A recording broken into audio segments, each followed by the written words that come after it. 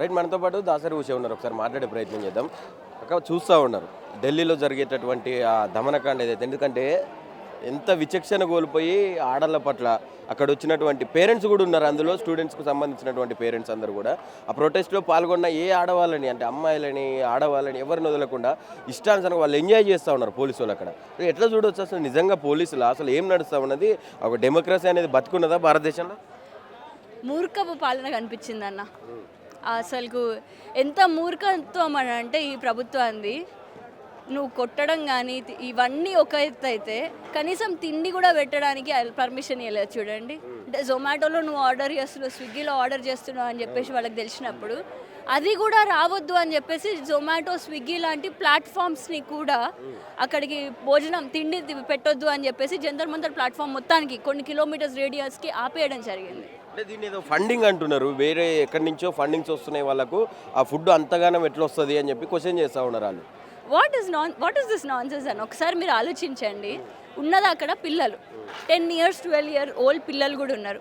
Future doctors అవుదాము అని చెప్పేసి ఆశపడి ఉన్నటువంటి పిల్లలు కూడా ఉన్నారు. కానీ అట్లాంటి పిల్లలు నేడు ఎంతోమంది స్టూడెంట్స్ 20 years ఉంటారు, వాళ్ళందరూ లక్షలాది మంది జంతర్ మంతర్ ప్రొటెస్ట్లోకి వెళ్తే వాళ్ళని టెర్రరిస్ట్గా ముద్రించుతున్నారు అని అంటే నేను ఫస్ట్ అనాల్సింది ఏంటంటే ధర్మేంద్ర ప్రసాద్ రిసిగ్నేషన్ కాదు. This is not a backdrop of all the youngsters over there. ఇదంతా కూడా దీని అన్నిటికీ కారణం అమిత్ షా అని చెప్పాలి. అక్కడ టెర్రరిస్టులను అంటున్నావు కదా, మరి నువ్వేం బీకినావు ఇప్పుడు వరకు? 2014 నుంచి 2026 వచ్చింది. 12 సంవత్సరాల నుంచి అమిత్ షా గారు లక్షలాది మంది విద్యార్థులను నువ్వు టెర్రరిస్టులు అంటున్నావు. మరి ఫస్ట్ నువ్వు రాజీనామా చేయి. వీళ్ళందరినీ టెర్రరిస్ట్గా అంటున్నావు కదా. టెర్రరిజం ఈ దేశంలో టెర్రరిజం అంతం చేస్తానన్నావు కదా, మరి టెర్రరిజం ఎట్లా వస్తుంది? ఫైనాన్షియల్ ఫండింగ్, మరి డిమానిటైజేషన్ ఎవడు చేసిండు? మరి ఇప్పటికీ కూడా నువ్వు అట్లాంటి ఫైనాన్సెస్ ఆపుదామనే కదా నువ్వు చేసింది. మరి ఇప్పుడు అది కూడా ఆగుతలేదు అని చెప్పి నువ్వే అంటున్నావు. మరి నీ 12 ఏళ్ల ప్రభుత్వం ఏమైపోయింది? నువ్వు 12 సంవత్సరాలు ఎస్సీఆర్ఐ బిల్లుని వీళ్ళు అడ్డుకునే ప్రయత్నంలో భాగంగానే ఈ పార్లమెంటు ముట్టడి కావచ్చు, ఈ ప్రొటెస్ట్ కావచ్చు, ఇదంతా జరుగుతూ ఉన్నది. అసలు నిజంగా నీట్ కోసమో లేకుంటే స్టడీ ఏదైతే వాళ్ళు చేస్తూ ఉన్నారో దానికోసమో ఇది కాదు అని చెప్పి మాట్లాడుతూ ఉన్నారు కదా అన్న. వాళ్ళు ఆకలి మంటతోటి ఏడేడనో నుంచి చెప్పులు తొడుక్కోవడానికి చెప్పులు కూడా లేవు చాలా మందికి. సంచులల్లో ప్లాస్టిక్ కవర్లలో వాళ్ళు ఒక చేత బట్టలు పెట్టుకొని పోతున్నారు. అట్లాంటి పేదరికంలో ఉన్నటువంటి విద్యార్థులు నేడు అక్కడికి పోతే నువ్వు వాళ్ళని పట్టుకొని వాళ్ళ ప్రథమ డిమాండ్ ఏంది? ధర్మేంద్ర ప్రధాన్ రాజీనామా చేయాలి. ఎందుకు? 21 మంది నీట్ విద్యార్థులు ఆత్మహత్యలు చేసుకున్నారు. అది ఆత్మహత్య అక్కడ మాత్రమే ఆగొద్దు. That is an institutional murder.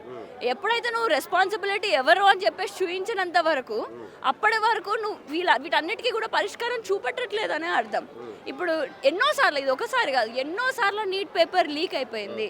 ఇప్పుడు వీళ్ళందరూ కూడా ఉన్న విద్యార్థులు అందరూ కూడా ఏంది, పుట్టిన 10 సంవత్సరాలు తల్లిదండ్రులు కొట్టింది, నెక్స్ట్ 20 సంవత్సరాలు, నెక్స్ట్ 10 సంవత్సరాలు టీచర్లు కొట్టింది, ఈ 10 సంవత్సరాలు పోలీసులు కొట్టని ఏమవుతుంది అని చెప్పేసి మొండిగా కూర్చోడం జరిగింది. నాకు తల్లిదండ్రులు కానీ పేరెంట్స్ కానీ నేను మారడానికి చేస్తే నేడు నా భారతదేశాన్ని మార్చుకోవడానికి నీరు తన్నులు తింటున్నా అని చెప్పేసి మరి గాంధీ బాట పట్టారు. మరి ఈ విధంగా ఒక సత్యాగ్రహ లాగా గాంధీ గారు చేసినటువంటి సత్యాగ్రహ లాగా ఎంతోమంది విద్యార్థులు కూడా నేడు వాళ్ళు తన్నులు తిన్నా కూడా ఉట్టి లాఠీలు కాదు, స్పైక్స్ ఉన్నటువంటి లాఠీలు, టియర్ గ్యాస్లు, అట్లనే రాళ్ళు పట్టుకొని ఎవరు కొడుతున్నారు? మీరు వీడియోస్ చూసిర్రు కదా, పోలీస్ స్టోన్ పెల్టింగ్ చేస్తున్నారు. మరి అన్ని బాధలు భరించుకుంటూ ఒక రిజిగ్నేషన్ కోసం పోరాటం చేయడం.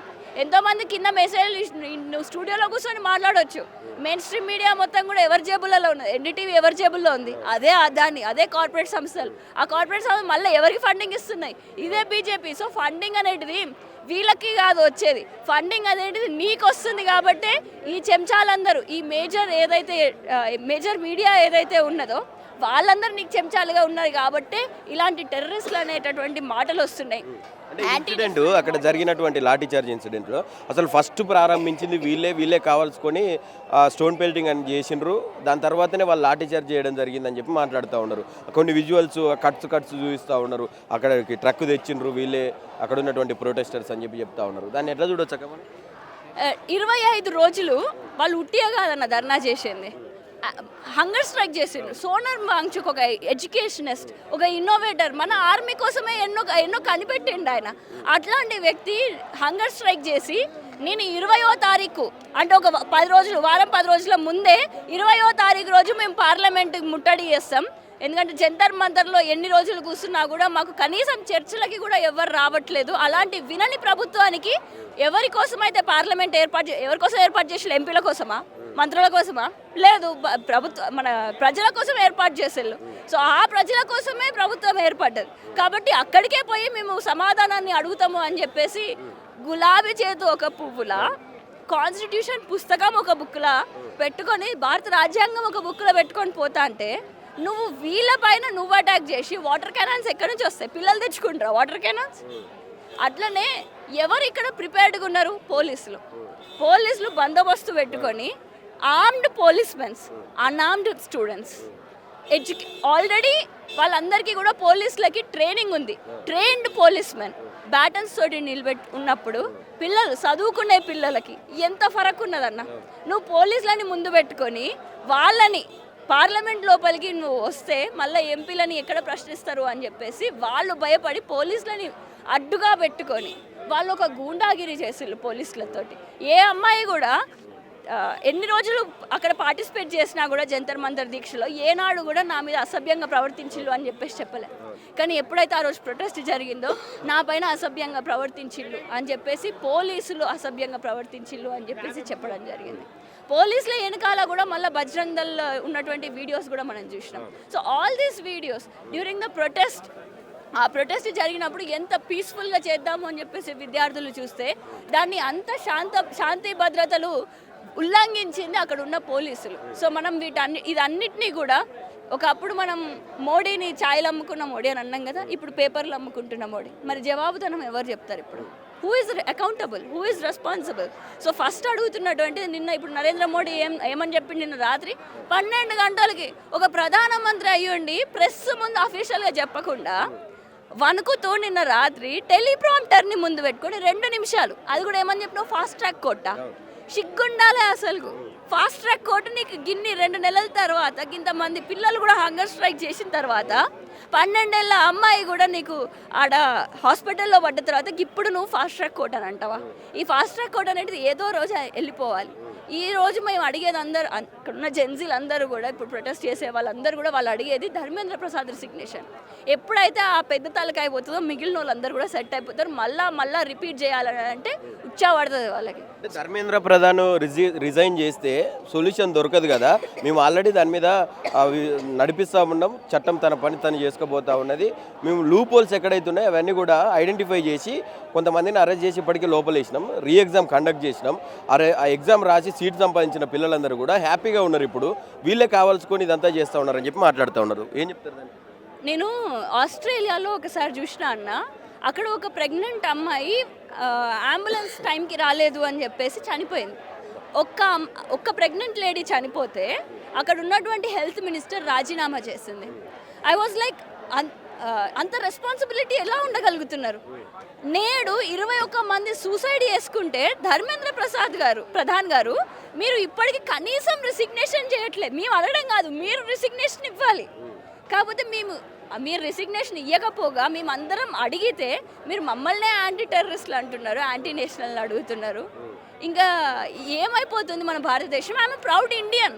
కానీ నేడు ఇండియన్ పాలిటిక్స్ని చూస్తుంటే ఇండియాని వదిలేసి వెళ్ళిపోవాలి అని అనిపిస్తుంది చాలామంది విద్యార్థులకి.